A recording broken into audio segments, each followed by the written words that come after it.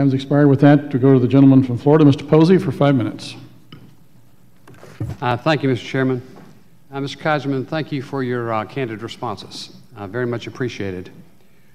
Somebody joked earlier, you mentioned one of your sons dropped out of college temporarily, and somebody said, you know, if you asked him why, he's so straightforward, he'd probably tell you right here in the chair.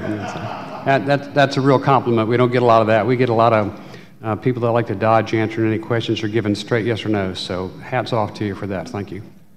And good luck at the Red Cross. What amount do you think was knowingly paid in losses to non-Sandy related property? I don't have a number for that, Congressman. I'm going to have to get back to you on that one. I honestly don't have a number for that at all. I'm sorry. Especially after those nice compliments, I feel bad. Yeah. But I don't know the answer. I shouldn't have said anything. But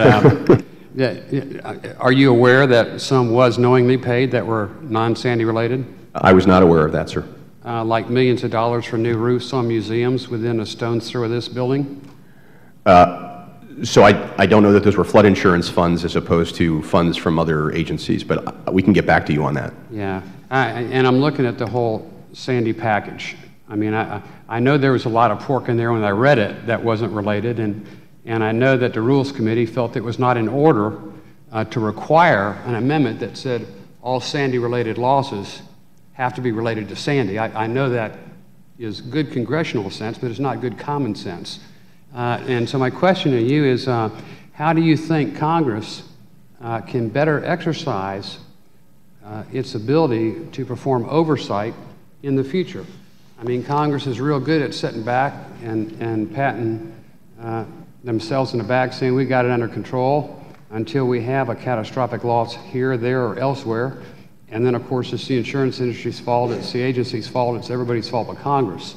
What do you think Congress can be doing actually to be more engaged to make sure we don't have this kind of dysfunction when the time comes? Well, Congressman, I think you hit the nail on the head. We all tend to pay attention at the catastrophic, but the reality is that on an average loss year for insurance or an average disaster year for the country, that's the time to be paying attention. That's the time to hold hearings. That's the time to ask questions. That's the time for the agency to be looking at its organization. That's the time for that to happen, because when the catastrophic occurs, it's all hands on deck and we're just trying to deal with the moment. I think the key, as you pointed out, is having that level of attention when it's a non-catastrophic event. Exactly.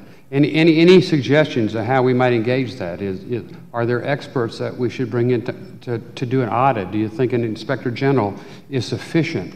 You know, how do we look at doing a dry run, and do they have that, and who analyzes the results of those things? So I think GAO has done phenomenal work, and I would urge you to continue their use. I've reached out to GAO, and they have begun an audit on our program to help us understand the forensics of where the money goes. I'm a big believer in follow the money, and that will help you understand the organization. And I think GAO can be a great asset to this body.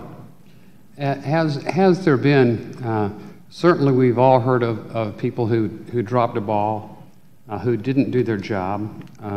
Unfortunately, some of them were federal employees. What has been the level of discipline for those employees who did not perform as they should have in this situation? Well, as you know, there are several senior employees who have chosen to resign or retire as a result of this, and by doing that, I think they recognize their role and create space for others to come in and make change. There are some less senior employees who I've asked the Inspector General to investigate so that we can have again, give everyone the process they're due, survivors, employees, contractors, everyone, so that we can understand. So I have asked the Inspector General to look at the performance of several employees who I believe had information about this and should have alerted senior leadership earlier in the process. I am awaiting those investigations. I would hope that you'd also include those members who have resigned and moved on. We had similar problems with Madoff at the SEC, and the Secretary came in here and actually told me, well, we haven't disciplined anybody yet, but it might make you comfortable to know that X number of people resigned. So, well, it really doesn't make me comfortable. You know, they probably have similar high-paying positions in other agencies that we're paying, and it's like, saying when a pedophile changes neighborhoods, the problem's solved. Well, I agree, Congressman. accountability doesn't stop when you leave the agency. I doubt it'll stop for me, and it shouldn't stop for others. I can tell you that that the state's attorneys general that are looking at this and the inspector general are looking at anyone who is involved, regardless of their current employment status. Okay, Mr. Chairman, I hope we'll get a report and an update on that. Even if he's gone, I would like to see the results of that for our committee. Thank you. Absolutely. Thank you, gentlemen, and his time's expired.